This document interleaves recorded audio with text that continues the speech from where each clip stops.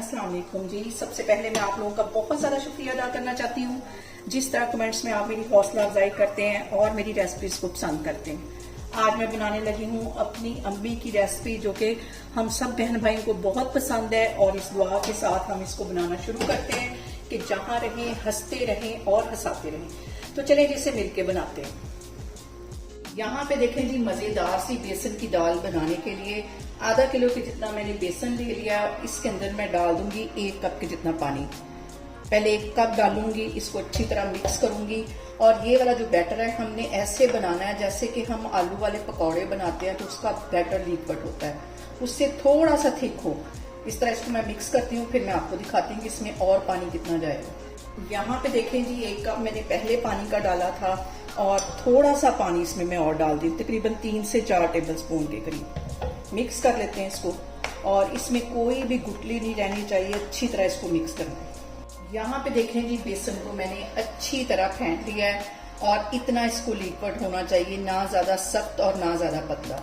इसको मैं एक साइड पे रखती हूँ और दूसरी साइड पे मैं कड़ाही में डालती हूँ देसी घी। फिर और यहाँ पे देखें जी, 1.5 पाव के जितना मैंने देसी घी ले लिया है और इसके मेल्ट होने का मैं वेट करती हूँ, फिर हम इसके पकौड़े बनाएंगे। यहाँ पे देखें जी, घी हमारा मेल्ट हो गया है। अब इसके अंदर मैं छोटे छोटे पकौड़े डालती जाऊंगी।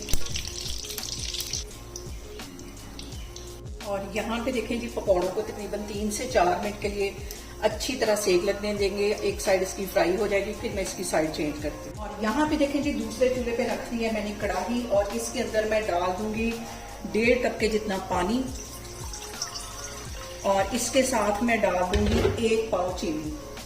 इसकी हमने 1 तार की या 2 तार की चाशनी नहीं बनानी, सिर्फ एक चिपचिपी सी हमने इसकी चाशनी बनानी है। इसको मैं पकने के लिए एक साइड पे रख देती हूँ, फिर मैं आपको दिखाती हूँ। यहाँ पे देखें जी, पकौड़ों को फ्राई होते तकरीबन 3 से 4 मिनट हो गए।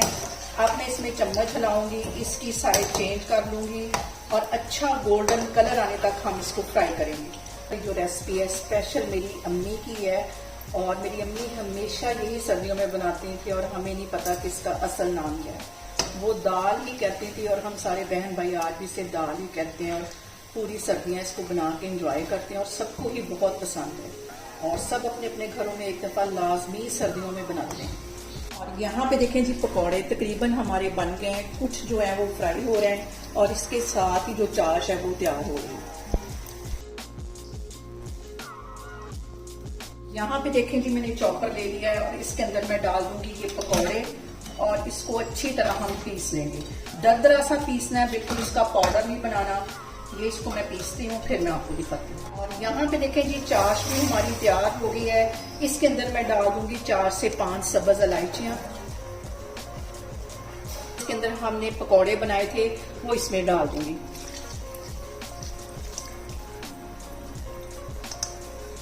ये जो मैंने पकौड़े पीस के रखे हुए थे ये चले जाएंगे।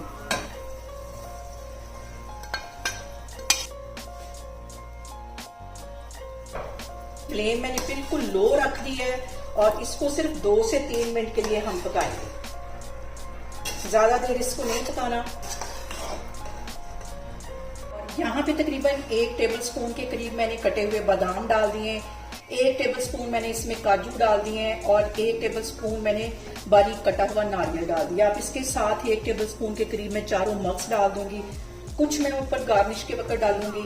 चूल्हा यहाँ पे मैं बंद कर देती हूँ, फिर मैं आपको दिखाती हूँ। और यहाँ पे देखें जी, बहुत ही मजे की मेरी अम्मी की स्पेशल रेसिपी आज जो मैंने आपके साथ शेयर की है। आपने लाजमी मुझे कमेंट्स में बताना है कि ये आपको कैसी लगी।